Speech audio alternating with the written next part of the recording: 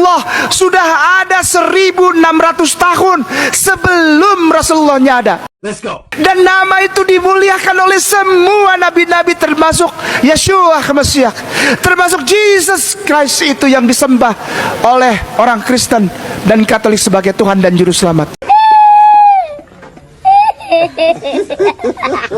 Apakah Yesus dapat dibandingkan dengan Muhammad? Dengarkan cerita pria ini meninggalkan Islam dan mengikut Tuhan Yesus. You cannot compare Jesus with Muhammad. Jesus never killed a person. He never killed an apostate. He never waged a war. So he was a role model for me. That's why I loved Muhammad and I wanted to follow Jesus. When I studied the life of Muhammad, in 10 years, he waged 83 wars. In 10 years, 27 wars and 56 raids. In 10 years, and you are going to teach me that Islam is peaceful? No, it's not peaceful. And another thing, Muhammad is not a role model. Jesus is. Muhammad, he had many wives, 11 of them. One of them, she was 9 years old. He was 53. That's abuse. And Muhammad did that. He raided a Jewish tribe. He killed the whole family of a newly bride called Safiya, and he took her as a wife the same time he was returning to Medina. Tuhannya mereka memuliakan nama itu dan berharap syafaat dari nama itu, padahal nama itu belum lahir. Tapi kawan-kawan, ini ciri-cirinya ya. Jangan kalian menuduh-nuduh orang nabi palsu, nggak boleh, dosa itu. Inilah ciri-ciri nabi palsu itu. Matius 24 ayat 25 dan 26. Ini kata Yesus ya, camkanlah aku sudah mengatakannya terlebih dahulu kepadamu. Jadi apabila orang berkata kepadamu, lihat ia ada di padang gurun, jangan kamu pergi ke situ. Atau lihat ia ada di dalam bilik, janganlah kamu percaya. Jadi ciri-ciri nabi palsu ini adalah berasal dari padang gurun dan ada bilik. Ada biliknya, pokoknya disuruhlah kalian pergi ke bilik itu. Itulah ciri-ciri nabi palsu yang di Alkitab. Ciri-cirinya ini loh. Dan jangan kalian tuduh orang nabi palsu. Ini ciri-ciri menurut Alkitab. Ciri-ciri yang kedua, nabi palsu ini otaknya selangkangan. Tak bisa dilihatnya istri orang. Ditengoknya istri orang cantik, embat.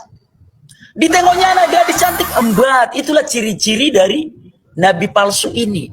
Di mana itu tertulis? Ada di dalam Yeremia 3 ayat 2. Ini dia ya. Yeremia 3 ayat 2 ya bro. Ini. Layangkanlah matamu ke bukit-bukit gundul dan lihatlah. Di manakah engkau tidak pernah ditiduri? Di pinggir-pinggir jalan engkau duduk menantikan kekasih. Seperti seorang Arab di padang gurun.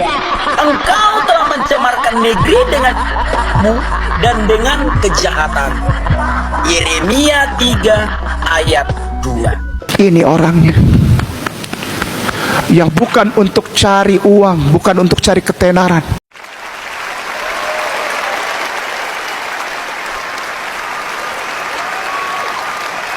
Sebetulnya isi kitab mereka semuanya Islam, Islam, Islam, Islam. Insya Allah kalau saya datang lagi nanti saya bongkar dalam waktu setengah jam.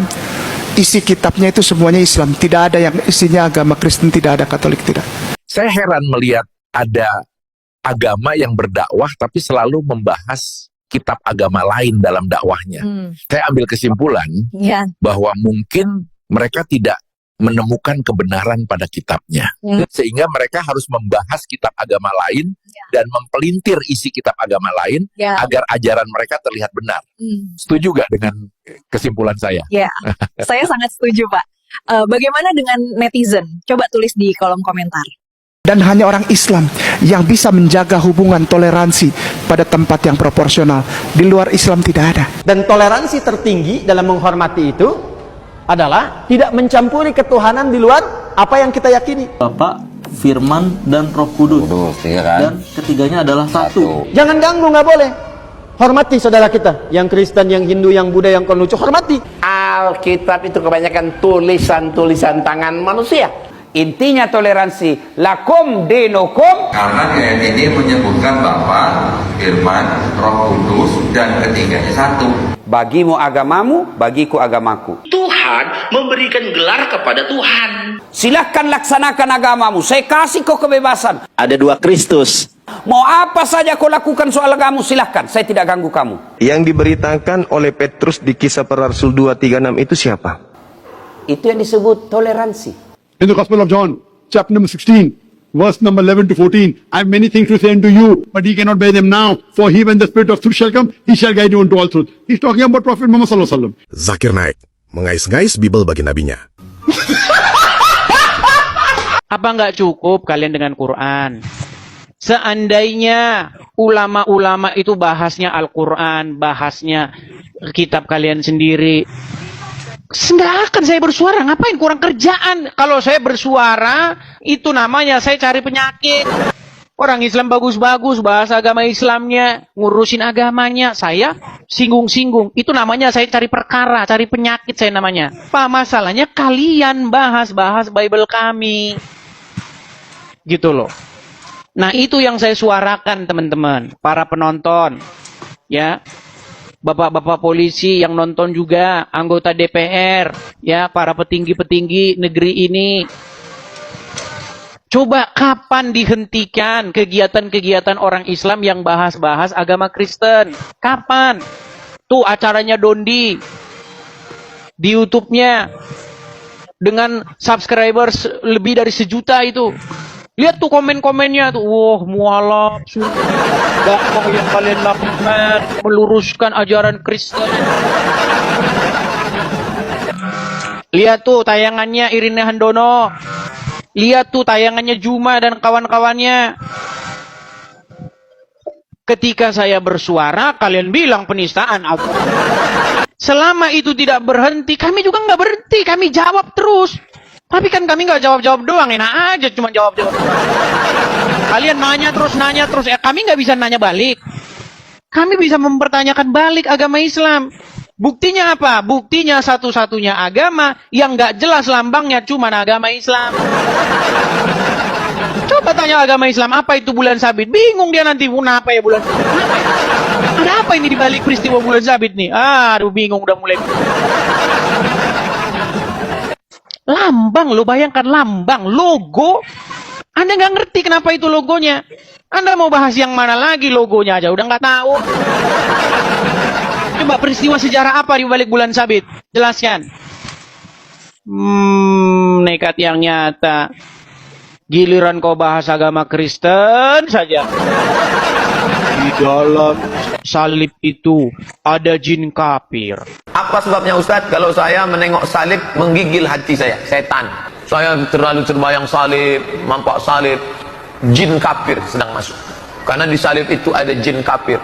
Dari mana masuknya jin kafir? Karena ada patung. Kepalanya ke kiri apa ke kanan? Coba kalau orang Kristen bilang begitu. Selamat malam. Selamat malam. Kami dari Kepolisian Negara Republik Indonesia. Ada penista agama. Menista agama. Kalau Anda mau lanjut diskusi, nggak apa-apa, kita lanjut diskusi. Tapi jangan main lapor-lapor. Masa diskusi kok lapor-lapor? Kasih tahu kepada saya pemimpin agama mana yang berani ngomong begitu, saya akan pindah agama. Cuman Yesus yang berani berkata, aku pergi ke surga menyediakan tempat bagimu. Ya, sekarang masih banyak orang doanya, sembayangnya, keinginannya, tunjukkan jalan yang lurus, udah dikasih tahu tapi nggak mau-mau. Nah, itu tugas kita.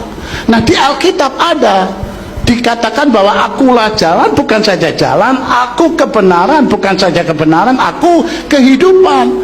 Yesus itu bukan saja jalan, dia itu benar, jalan yang benar, dan dia itu kehidupan, jalan yang menuju kepada kehidupan. Saya setiap membaca Yohanes 14 ayat 1 sampai yang ketiga merinding. Yesus berkata, jangan gelisah hatimu, aku pergi ke surga menyediakan tempat bagimu. Salah satu dari Sekian alasan saya mengapa mau menjadi orang Kristen, karena tidak ada pemimpin agama yang berani berkata, aku pergi ke surga menyediakan tempat bagimu. Loh, semua orang kan ingin ke surga. Loh, kalau Yesus ngomong aku pergi ke surga menyediakan tempat, coba kasih tahu kepada saya pemimpin agama mana yang berani ngomong begitu, saya akan pindah agama. Cuman Yesus yang berani berkata, aku pergi ke surga menyediakan tempat bagimu.